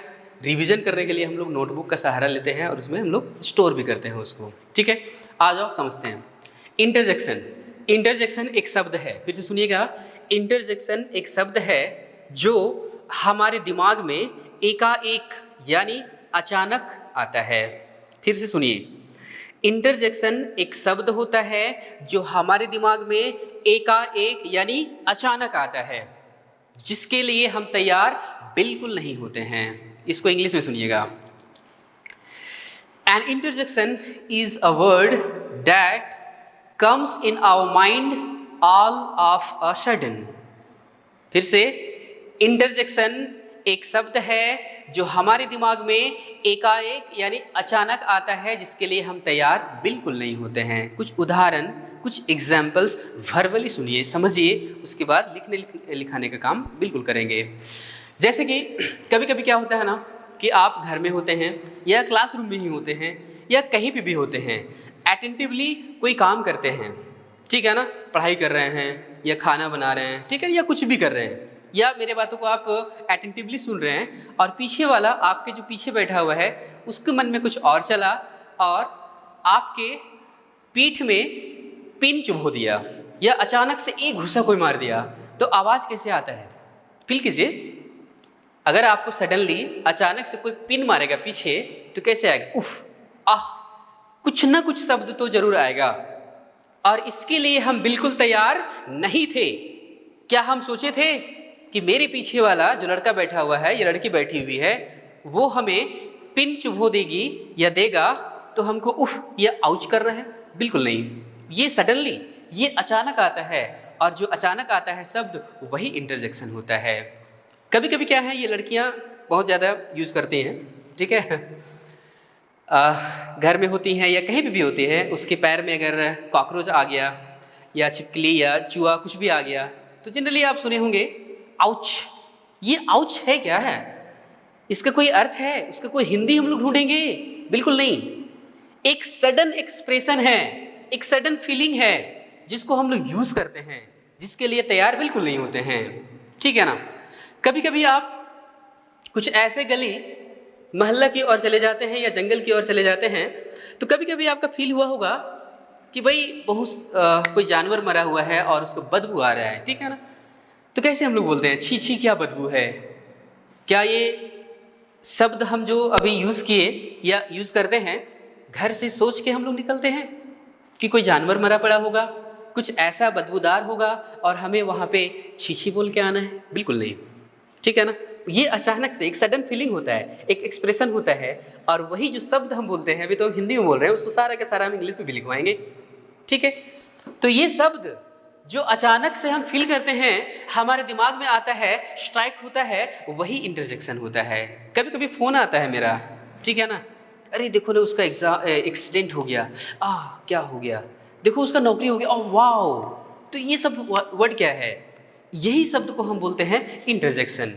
और ये जो शब्द है उसे हम इंटरजेक्शन कहते हैं, और वही शब्द को अगर हम एक सेंटेंस में पुट करेंगे तो वो एक्सक्लेमेटरी सेंटेंस होता है, ठीक है। अब ये एक्सक्लेमेटरी सेंटेंस का जो हम थोड़ा सा डिवीजन करेंगे, एक्स का मतलब होता है बाहर, जैसे कि आप जानते होंगे इंक्लूडिंग, एक्सक्लूडिंग। तो यहाँ पे एक्स का मतलब क्या है, एक्स जिसको हम लोग हटा देते हैं यानी बाहर निकालते हैं। क्लेमा शब्द से क्लेमेटरी बना है, क्लेम करते हैं, दावा करते हैं, ठीक है ना।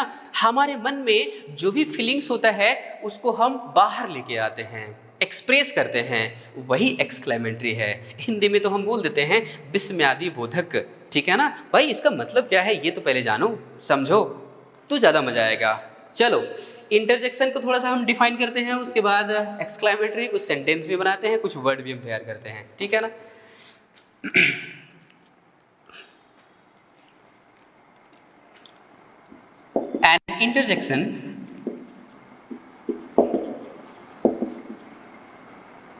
An interjection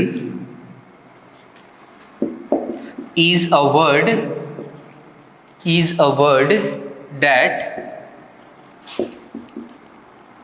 comes in our mind all of a sudden। ध्यान दीजिएगा, इंटरजेक्शन एक शब्द होता है जो हमारे दिमाग में एकाएक, ध्यान दीजिएगा ये एक फ्रेज है, ऑल ऑफ अ सडन। कभी कभी इसी को एक सेंटेंस बना देता है और उसमें ए को हटा देगा तो वो सेंटेंस गलत हो जाएगा, ध्यान रखिएगा। ऑल ऑफ सडन नहीं, ऑल ऑफ अ सडन, ये अपने आप में कंप्लीट फ्रेज है, ठीक है, जिसका मीनिंग है अचानक या एकाएक। तो हमने उसी बात को लिखा है, an interjection is a word that comes in our mind all of sudden. Hindi में हम बहुत ही अच्छे से बताएं आपको। कुछ एग्जाम्पल, जैसे कि हम बोलते हैं वाओ और साइन ऑफ एक्सक्लेमेशन, ठीक है ना, विस्मयादि बोधक चिन्ह इसको बोलते हैं, साइन ऑफ एक्सक्लेमेशन। ये पॉजिटिव वर्ड होता है। वाओ हम लोग कब बोलते हैं, जब हम खुशी होते हैं, हैप्पी होते हैं, कुछ हमें अचानक से कुछ अच्छा चीज हमारे लिए होता है तो वाओ का प्रयोग करते हैं, ठीक है ना। कभी कभी हम लोग बोलते हैं ओह, ठीक है ना, ये नेगेटिव वर्ड होता है, ठीक है ना। जब हम दुखी होते हैं, हमारे साथ कुछ मिसहैप होता है, ठीक है ना, मिसफॉर्च्यून को अगर हम लोग फेस करते हैं उस समय ये यूज करते हैं, ठीक है। आह, ये भी नेगेटिव वर्ड होता है। जब हम लोग चुभन महसूस करते हैं तो आह का प्रयोग करते हैं। कभी कभी हम बोलते हैं हुर्रे, ये वर्ड तो बहुत ज्यादा आप सुने होंगे, हुर्रे, ठीक है, ये भी पॉजिटिव वर्ड होता है जब हम खुशी जाहिर करते हैं। यूज करते हैं आप उफ, जब आप बहुत ज़्यादा परेशान होते हैं, ठीक है ना, मोटरसाइकिल लेके निकले हुए हैं, अब बीच रास्ते में बंद हो गया, स्टार्ट ही नहीं हो रहा है, सारे लड़कियां दिख रही हैं, मारते रहो किक, उफ ये क्या हो रहा है मेरे साथ, ठीक है ना। तो परेशानी को हम लोग फील करते हैं तो ये वर्ड यूज होता है। फाई फाई, इसको फी फी भी बोलते हैं, छी छी जो हम चर्चा किए, ठीक है। एक वर्ड होता है अलास, अलास का मतलब क्या है? नेगेटिव वर्ड में यूज होता है। काश मैं ये रहता, काश मैं वहाँ होता। जब आप दुखी होते हैं उस समय एक्सप्रेस करते हैं अल्लास। तो ये सभी शब्द ध्यान रहे, ये शब्द इसलिए डिटेल्स हम इसलिए बता रहे हैं कि कोई भी स्टेट लेवल के एग्जाम में आप बैठते हैं, जैसे जेटेड सीटेड या कोई भी क्षेत्रीय लेवल का एग्जाम होता है, तो उसमें शब्द को पूछा जाता है कि बताओ ये है क्या, ये चिन्ह किसका है, 4 ऑप्शन दिया जाएगा, ठीक है ना। तो इसलिए पॉइंट इंपॉर्टेंट है, ध्यान रहे। ये तो हो गया इंटरजेक्शन का डेफिनेशन और कुछ एग्जाम्पल। अब जितना भी एग्जाम्पल आपने देखा है ये वर्ड में है। अब यही वर्ड को अगर हम एक सेंटेंस में रखते हैं तो वो क्या कहलाएगा? एक्सक्लेमेटरी सेंटेंस कहलाएगा। दोनों में डिफरेंट क्या है? सिर्फ अगर शब्द हमसे पूछता है तो हम टिक करेंगे इंटरजेक्शन। अगर ये शब्द को एक सेंटेंस में फ्रेम किया गया है तो वो सारा का सारा सेंटेंस एक्सक्लेमेटरी सेंटेंस कहलाएगा। Is that clear? चलो अब आते हैं थोड़ा सा एक्सक्लेमेटरी सेंटेंस को डिफाइन करते हैं और कुछ सेंटेंस कैसे बनता है वो भी देख लेते हैं।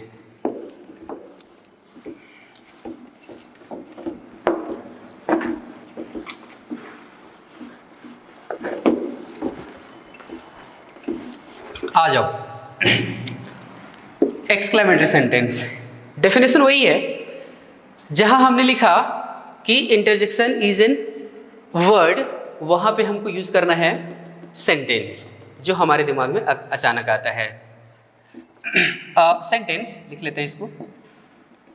अ sentence that comes in our mind, same बात को लिखना है, all of a sudden. Different क्या है वो देखिएगा। इससे पहले वाले डेफिनेशन में था सेंटेंस की जगह पे हम वर्ड का चर्चा किए थे, वो इंटरजेक्शन था। अब यहाँ पे हम सेंटेंस का बात कर रहे हैं कि पूरा का पूरा एक सेंटेंस आता है हमारे दिमाग में, हमारे जहन में, वो भी अचानक, तो उसे हम क्या कहेंगे? एक्सक्लेमेटरी सेंटेंस कहेंगे। अब सेंटेंस थोड़ा सा एक दो ले लीजिएगा, ठीक है ना।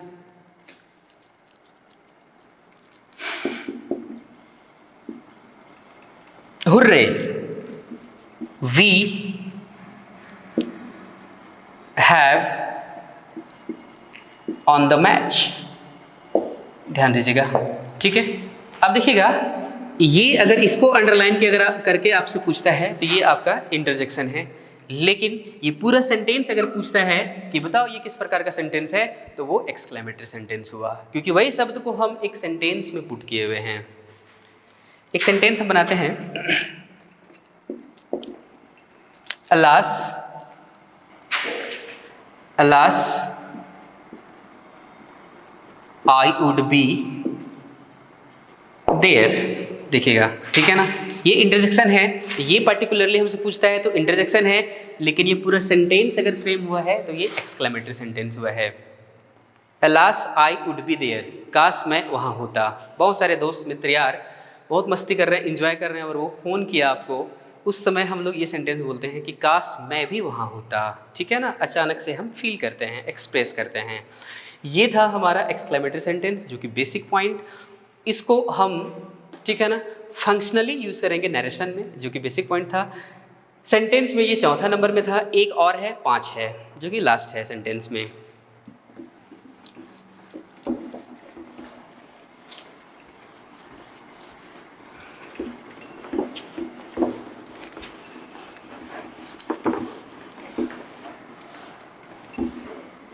आ जाओ इंटेरोगेटिव, ध्यान से।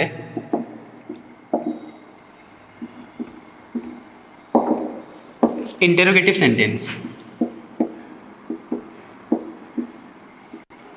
बहुत ही आसान आपके लिए। प्रश्नवाचक वाक्य हिंदी में बोलते हैं। जाहिर सी बात है, यदि ये इंटेरोगेटिव सेंटेंस है, प्रश्नवाचक वाक्य है, तो इससे प्रश्न ही किया जाता होगा, सवाल ही पूछा जाता होगा, ठीक है ना। तो वैसा सेंटेंस जिसके सहारे, सुनिएगा, पहले हिंदी में या पहले इंग्लिश में, दोनों बाइलिंगुअल हम चलते हैं, ठीक है। इंटेरोगेटिव सेंटेंस वैसा सेंटेंस है जिसके सहारे हम प्रश्न करते हैं, सवाल करते हैं, इंक्वायरी करते हैं, ठीक है ना। A sentence which is used to ask a question is called interrogative sentence. वैसा सेंटेंस, वैसा वाक्य जिसके सहारे हम प्रश्न करते हैं वो इंटरोगेटिव सेंटेंस कहलाता है। एक लाइन का डेफिनेशन और इसका जो डिवीजन है ये भी दो भागों में डिवाइड किया गया है इसको, वो कौन कौन है वो देखेंगे। डेफिनेशन पहले देखते हैं। A sentence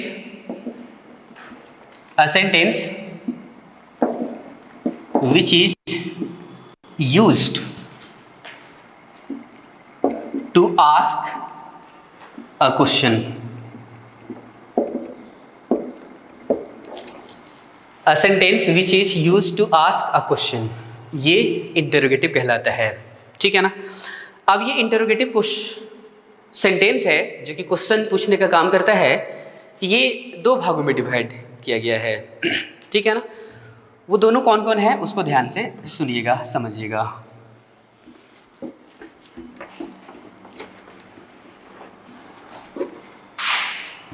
इंटरोगेटिव का मतलब क्वेश्चन, और ये क्वेश्चन को दो भागों में डिवाइड किया गया है, समझने का काम करेंगे। इसको हम बोलते हैं यस नो क्वेश्चन।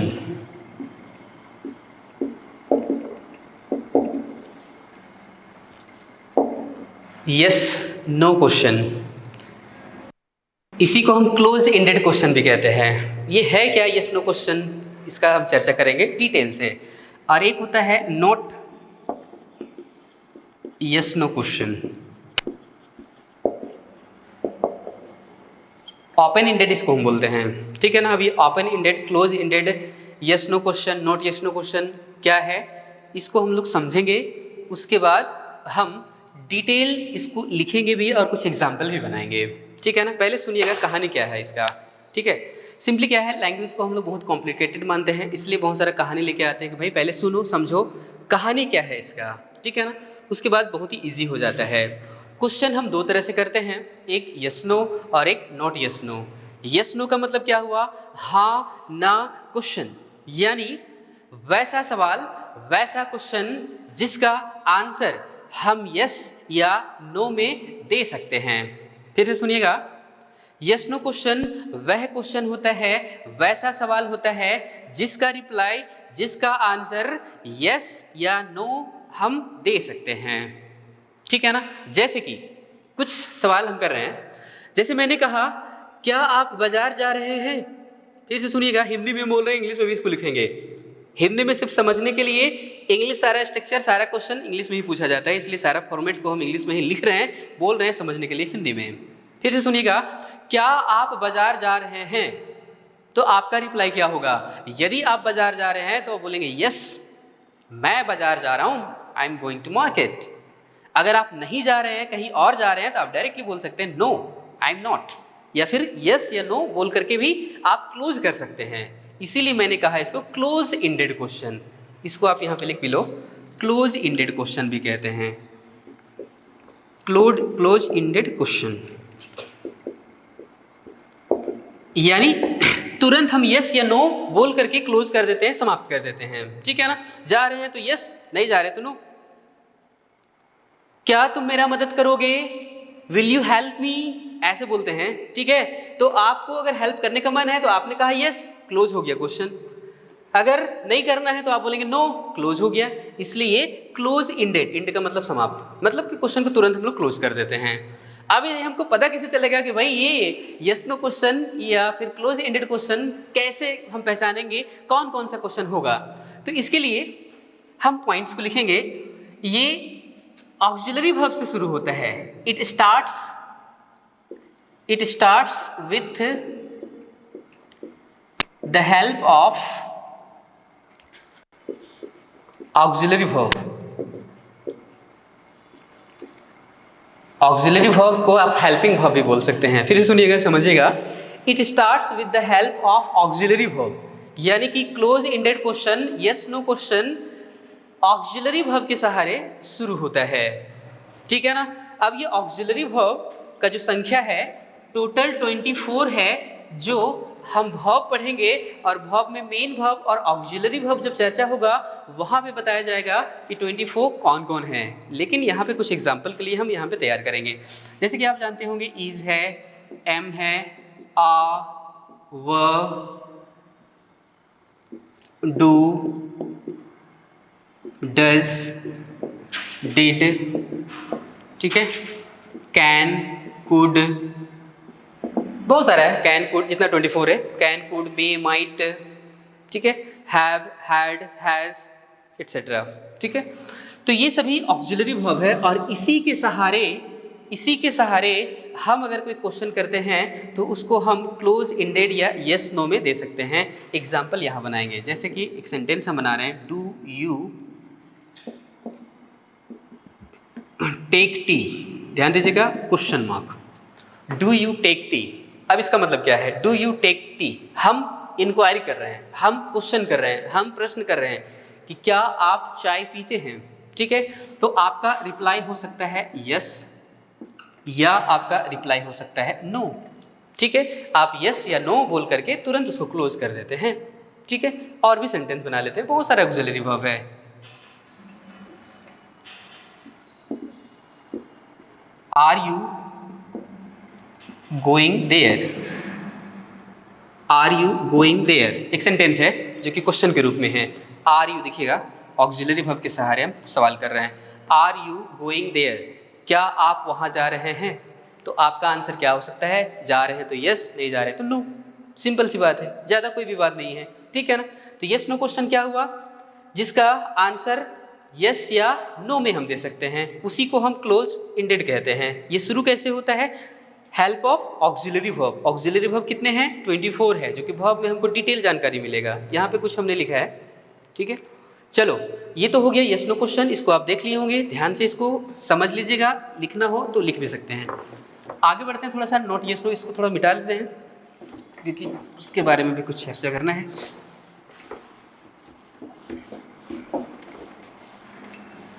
चलो आते हैं note yes no question.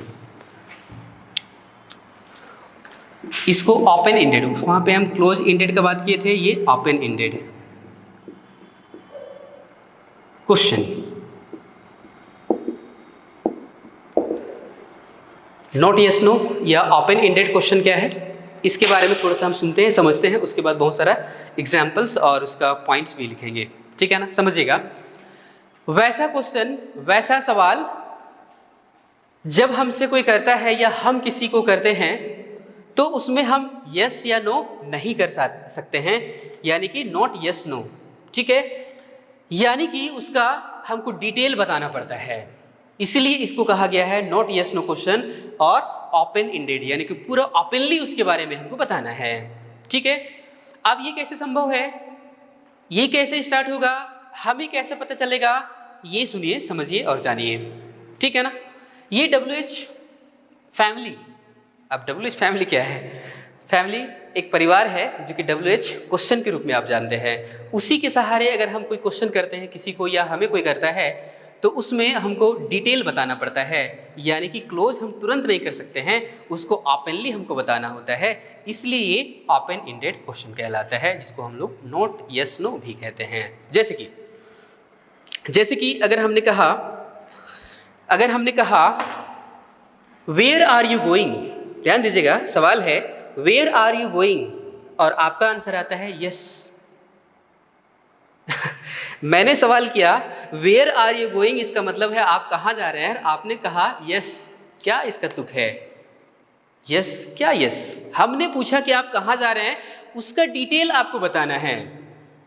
Y are you doing this work, आप इस कार्य को क्यों कर रहे हैं, क्या आप बोल सकते हैं नो, बिल्कुल नहीं, आपको बताना होगा कि क्यों, इस वजह से, ठीक है ना। अगर मैंने आपको कहा हाउ आर यू और आपने रिप्लाई दिया किसी को यस, हाउ बेहुदगी इज इट, ठीक है, कितना बेहुदा लगता है कि आप पूछ रहे हैं किसी को हाउ आर यू, कैसे हो, ठीक है। तो आपको बताना होगा अच्छे हैं या मुसीबत में हैं या ये प्रॉब्लम है, ये तो डिटेल बताना पड़ेगा। ओपन इंडेड इसीलिए लिखा हुआ है, ठीक है ना, और आप उसको जवाब दे रहे हैं यस या नो, तो बेतुका ये होता है, ठीक है ना, इसलिए इसका कोई तुक नहीं होता है। आ जाओ ये कौन कौन है और ये स्टार्ट कैसे होता है इसको भी थोड़ा सा जानें। ये बेसिक आपका कंप्लीट हो जाएगा। उसके बाद हम लोग सिलसिला जारी करेंगे नाउन, जो कि बहुत बड़ा चैप्टर है। सबसे ज़्यादा कन्फ्यूजन नाउन, अगर नाउन आप अच्छे से पढ़ लिए हैं तो कहीं कोई दिक्कत नहीं होगा आगे, ठीक है ना। तो सबसे पहले इसको हम देखेंगे कि ये कैसे स्टार्ट होता है। It starts with WH words. ध्यान दीजिएगा, WH वर्ड्स के सहारे ही स्टार्ट होता है, क्वेश्चन किया जाता है। जैसे कि कुछ हम लिखेंगे यहाँ पे वाई, हाउ। आपने देखा WH का मतलब ये नहीं कि साथ में हो, ठीक है ना, इर्द गिर्द भी हो सकते हैं। वेयर, हु, होम, विच, ठीक है, हुज। ये 9 फैमिली है, ये 9 है, ठीक है ना। तो ये स्टार्ट होता है WH वर्ड से, जिससे हम लोग सेंटेंस बनाएंगे, जिसको हमको डिटेल यानी ओपन एंड करना होता है, क्लोज एंड नहीं करना होता है। चलो कुछ सेंटेंस बना लेते हैं।